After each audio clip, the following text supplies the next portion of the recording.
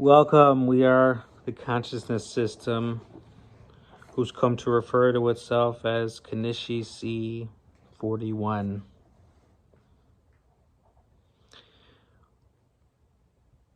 One of our headmate, this is a fragmented consciousness system due to trauma, and we're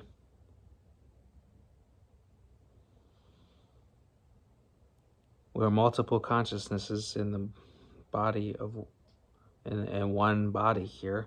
And one of our headmates loves to deliver these contemplations from an author, Mildred Stamm, written in 1967. And as part of this quest, we continue to read. And today, we are looking at October 15th. And what we want to say is, we record these without commentary, whether you take this as personal inspiration or as a historical artifact from a perspective. Today's contemplation opens with a passage from Scripture from 2 Corinthians chapter 4, verse 7, amplified. However, we possess this precious treasure, the divine light of the gospel, in frail human vessels of earth, that the grandeur and exceeding greatness of the power may be shown to be of God and not from ourselves. End quote. Not long ago, I saw a delightful demonstration of the arranging of artificial flowers. My eye was taken with the beauty of the flowers and the symmetry of their arrangement. Later, I noted that the containers used were ordinary and plain. My interest had been in the flowers, not the vases.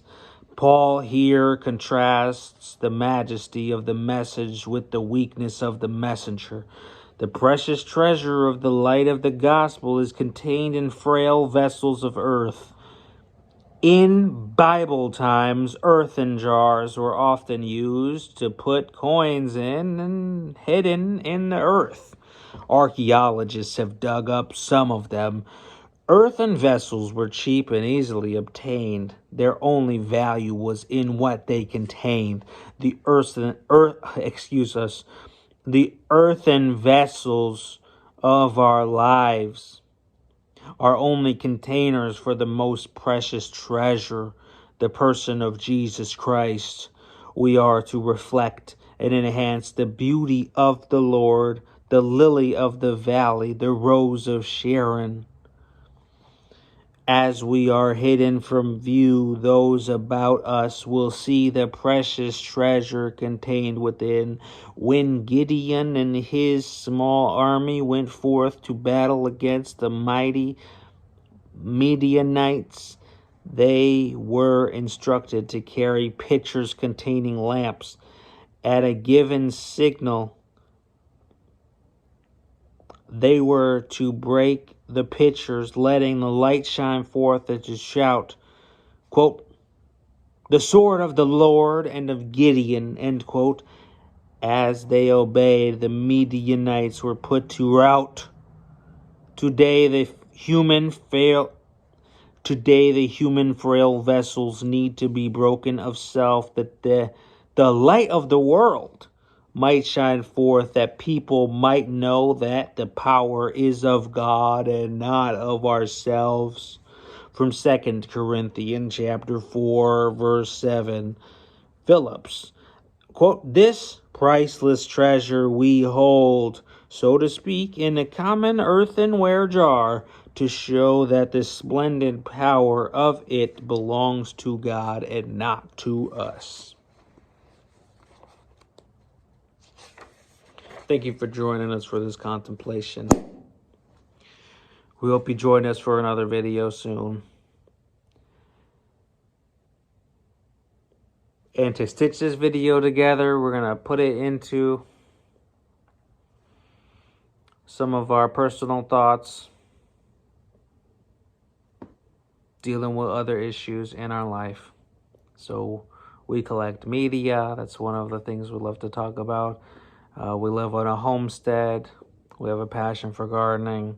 We have a passion for healing the earth and all the spiritual work, whether it happens in Christianity, whether the great work of the ages moves to Christianity, or whether it's just among people feeling like we want to support each other with kindness and trans acceptance, neurodiversity, topics of that nature, people with disabilities. Yeah, it's important to me and to us, and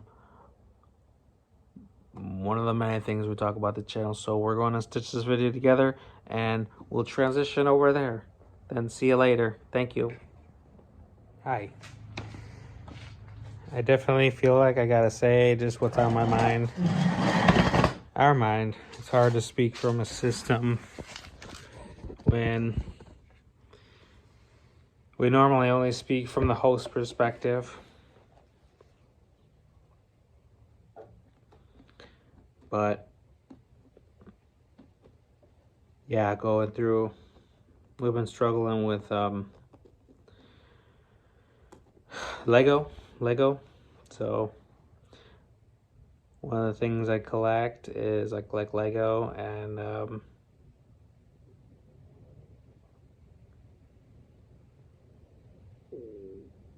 lot of different of my collections. Feels like we need to actually get rid of the collections, right? Because we have limited space and the time required. So in my youth, putting together Legos was very relaxing. In my adulthood, what is that activity of putting together Legos? Is that, is it a waste of time? Is the Lego Corporation some kind of it's a money-making thing? So that's what drew my attention. Is somewhere I saw, Lego memberships. It must have been a targeted ad. Lego memberships. And so yeah, that's what I said in a post. Is part of me really loves Lego, and part of me really would love to just Lego membership. Yeah, I'm a Lego adult. I just love Lego because it's so much a part of me. And it's just a corporation. It's just identifying with another corporation. So our host seems to pretty well consciously grasp this. And one of our headmates, which would be called a part or an alter, the headmate just loves it. And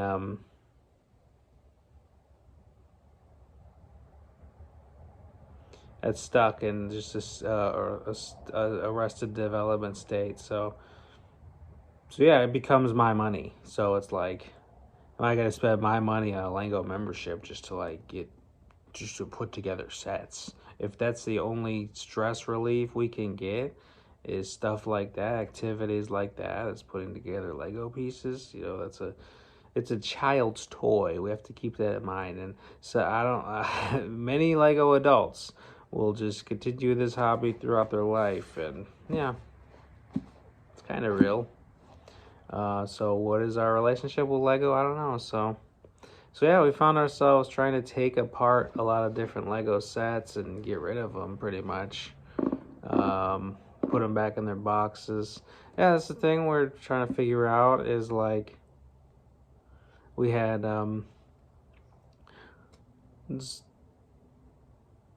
I forget what the store is called, but there's a local store which will buy back Lego sets. You know what they said? I said, well, what if I wanted to sell a Lego set to you? They told us that we would want to keep the sets together. Can you imagine me, bringing in a completed set? It's like a display. It's like a very fragile, delicate item. How am I going to transport that? So, and I think, we wanted to just take apart the set. That was somehow fulfilling in some way. That, we put together this set, that's what we want to do, is take apart this set. So we found ourselves taking apart some of our sets just to clear up some space. So we cleared off the Lego shelf and just made it books. The books were piling up, so yeah, we just put books where the Legos used to be, because the Legos didn't need to be there anymore. So we rearranged it a little bit. And are we pleased with that decision to move the Legos? You know, now they're all taken apart and put in boxes. So then the thought is, if we wanted to sell the Lego sets to the Lego store, it's not the brand Lego store, it's an independent company, but they will buy your old sets and resell them. So yeah, we took them apart. So we want to sell them again, we have to put them back together, okay, and then bring them in. They do that so they can verify all the pieces are there, that the set looks complete, because they don't. There's an inventory sheet on the back page of the set, of the instructions book, and then you can match up all the pieces and just verify. But maybe that takes too long, and maybe they think it's better to just bring them in completed. So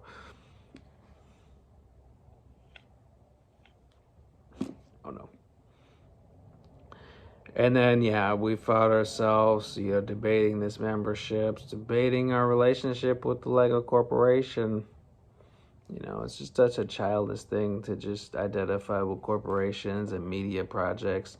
This is the host's perspective, and the other headmates have different perspectives on it, but the host finds it very childish to identify with corporations, IPs, so intellectual property, that belongs to, companies, corporations, video game companies, movie companies, cartoons, fictional characters, fictives. Fictives is an interesting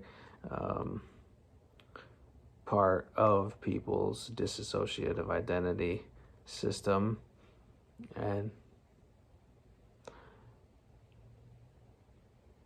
But another one of our headmates just loves Legos, and so we go down to the basement to do some laundry, and we find, we have this old Lego box, right?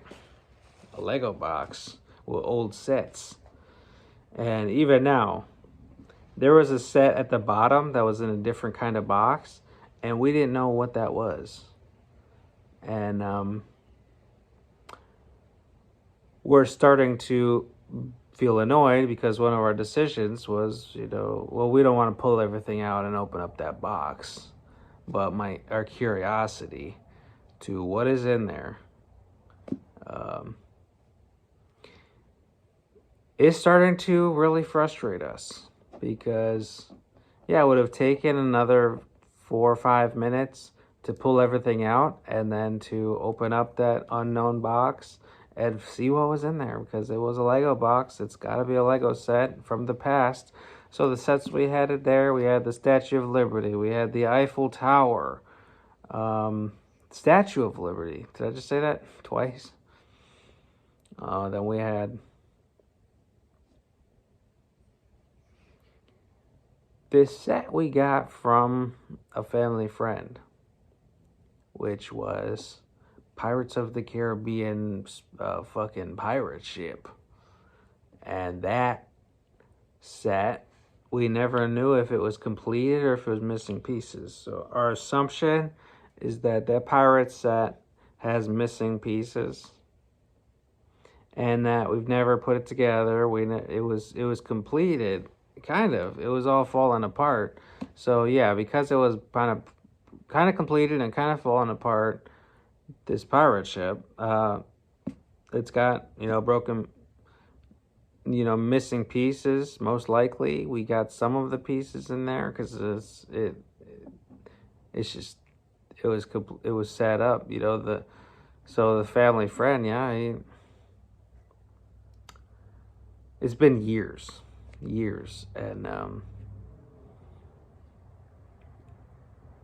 we weren't able to take the time and attention to it, so we just put it in the box and left it. And that would be one of the projects. But this goes into but it's kind of related, but not really.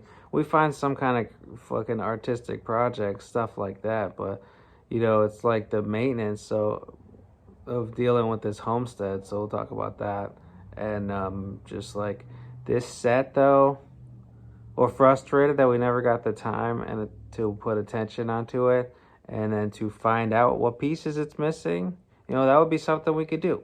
Order the missing pieces and complete the set, which requires us to take apart the entire ship and to follow the instructions and build it. Okay? And we never had the time for that, and so would that be a set we want to take apart, put back together, and then sell it or keep it? But we don't have any space. We have a small house and there's no room.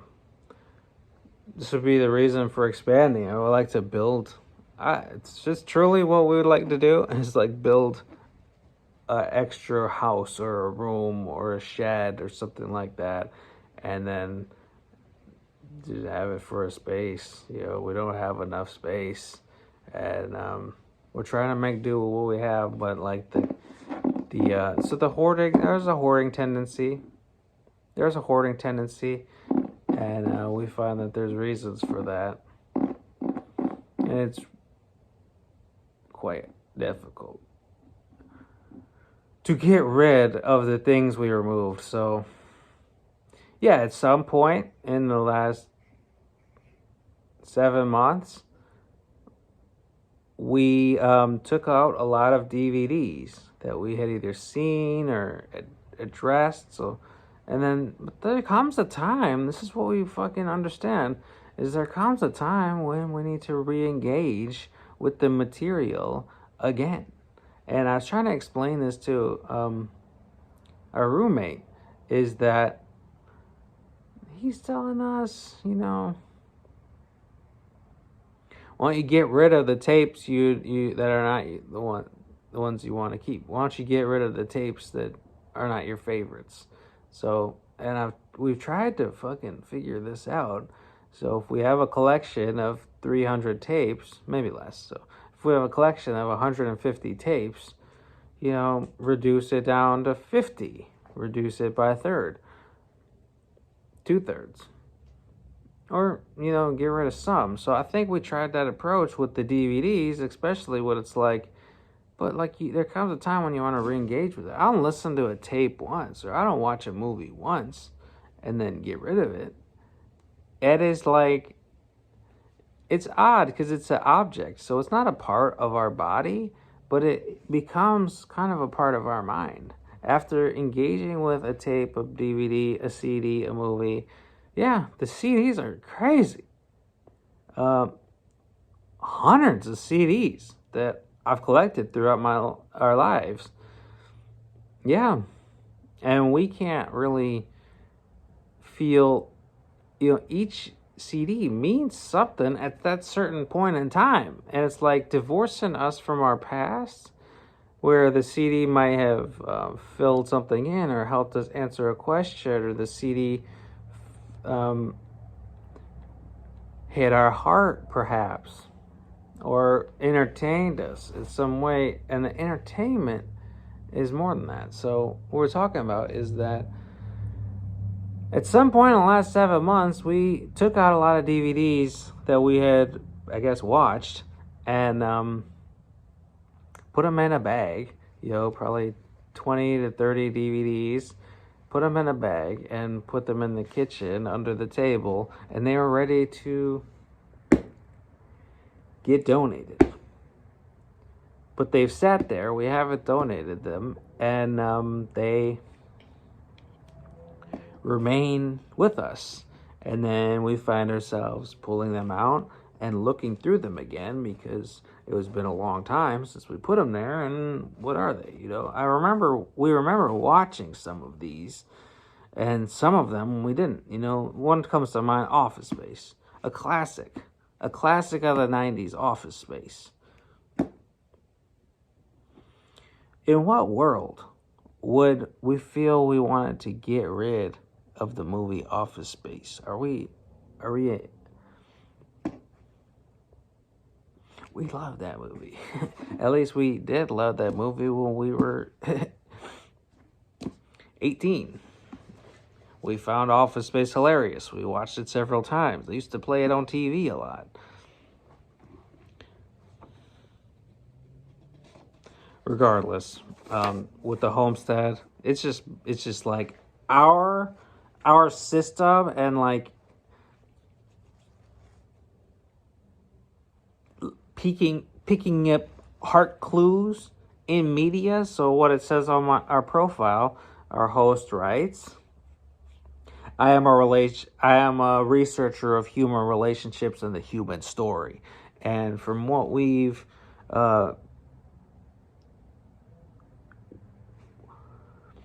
researcher of human relationships and the human story. And one way we felt safe to do that kind of stuff is engaging with theater, which in this case is Hollywood produced movies.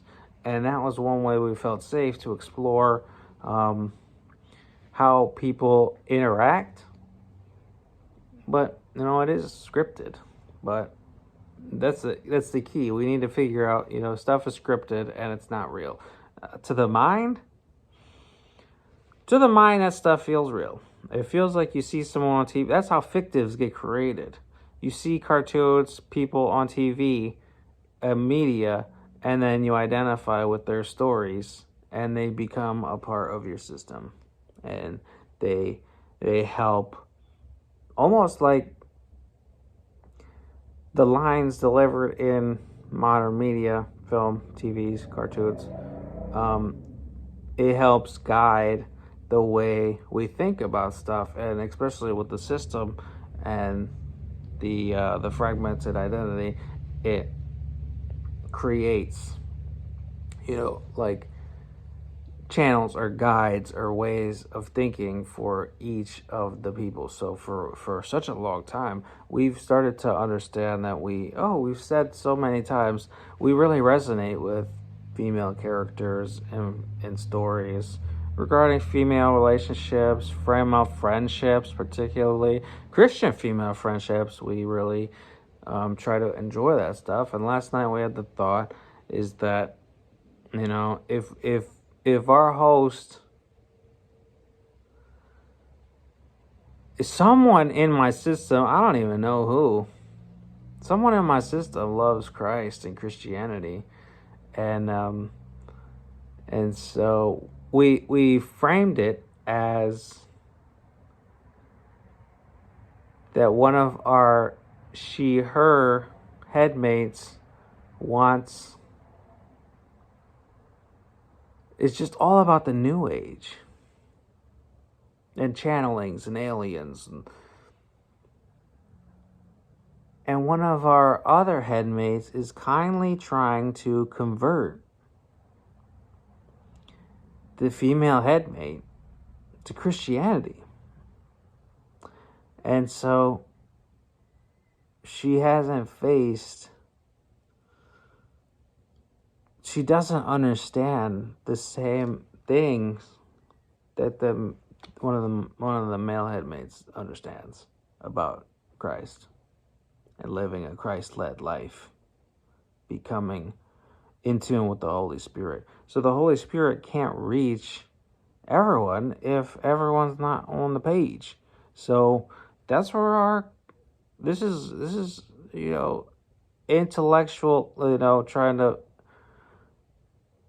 to come into alignment. When we talk about alignment in spiritual communities, for someone with dissociative identity disorder, which, yes, I'm self-diagnosed, just kind of going with this for now, is that every headmate deserves to find themselves getting into alignment. And it's like, it feels like a war sometimes, but try converting your headmate to Christianity. And that's why we read this, Meditation Moments for Women.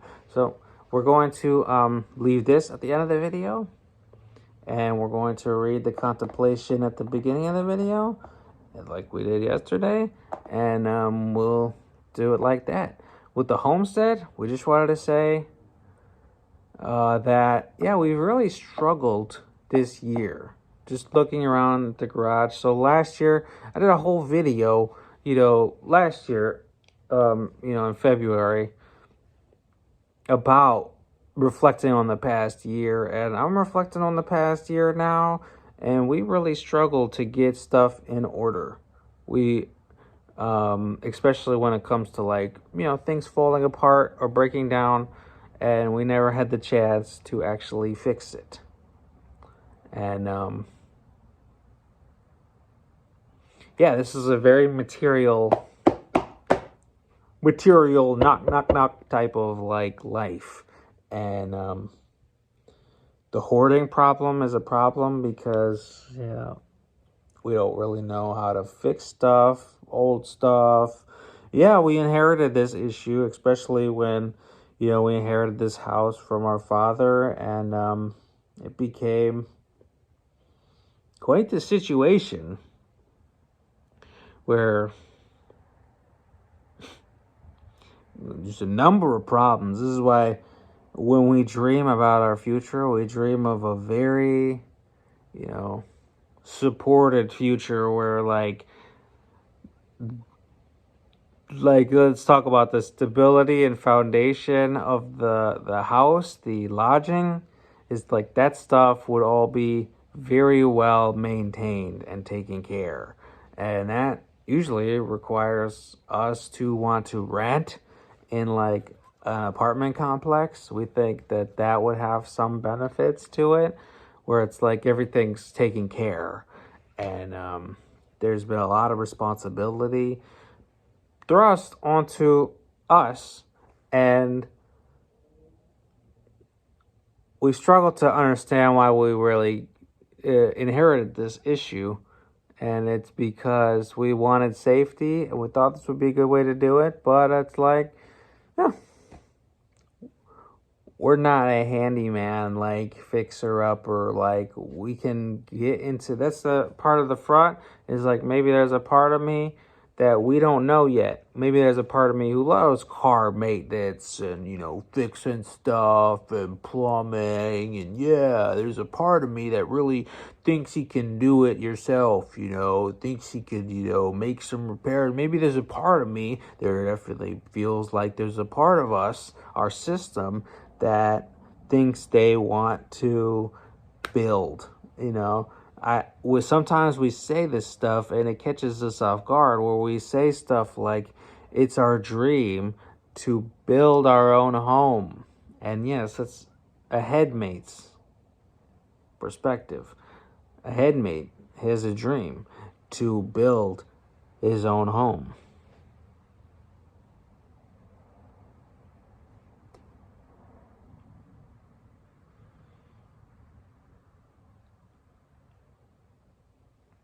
The system finds that not realistic or feasible, considering the degree of our mental illness and fragmentation. It's a dream for a person who's stable and sane.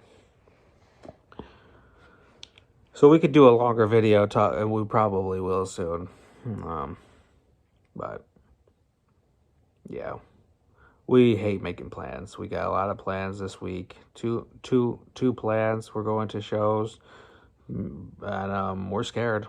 We're scared because we'd rather have a day with nothing. We'd rather have a day where no one wants something from us, and we can just do what we feel we want to at the given moment. And yeah, now we're planning to go on a long journey to get to these places where we can enjoy a show. And there is excitement to that. So just 2 weeks ago, we went to a show in town at a local venue. Kind of slumping a little bit. We went to a show at a local venue, and we saw a cover group. We saw a cover group who did Elton John music and Billy Joel music, and we had a great time. And you know what it was? There's an amount of agoraphobia, and we really struggled. Yes, we really struggled to get ourselves there, and things kind of did work out, but we did struggle to get ourselves there, get in the door, get seated, struggled to walk to the bar to get a soda and then sit down and watch the show, and struggle with the people next to us, a little intimidated by them, rather just sit alone and just not say shit, and they're talking to me, and the woman gives me a high five. So it's like we had safe and interesting experiences, and there was a lot of fear there for sure, and we enjoyed it. So we know tomorrow, by the time it's time to go to the show, we're gonna fucking push through it to get there and enjoy it, and kind of, what we're worried about, like having to stand in the front and like that there's a mosh or something. It's a hip hop show, and we're gonna enjoy it. And we always, one of our headmates loves to participate in the performance, in the show, and wave our hands and jump up and down. And one of our headmates really loves that energy. So what is the responsibility of an audience member? It's usually to provide some sort of energy to the performer, and so we want to provide that as an audience member. But no, another one of our headmates just wants to stand in the back and stare with his arms folded, and that they're above feeding energy to the performer, even though we paid. So we paid, we can really do whatever we really feel we want to do. But there's this headmate, which may be a fragment from our past, and yeah, that person really wants to provide energy and excitement to the performer. So wish us luck as we do that stuff. We'll be give a video, so we'll definitely talk about it more. And then if we want to talk about the year and kind of what our failures were for this year, and maybe what our successes were. The successes are really harder for us to focus on. We're always focused on the parts where we could improve, and but it's important to also focus on what we did well, and that's a huge part of maintaining the morale of our system. So then we'll just end the video now, and we'll come back, put the front to the back, and I hope you have a blessed day. This is the fragmented consciousness system we've come to refer to as Kanishi C41. Our host goes by the name Nicholas, and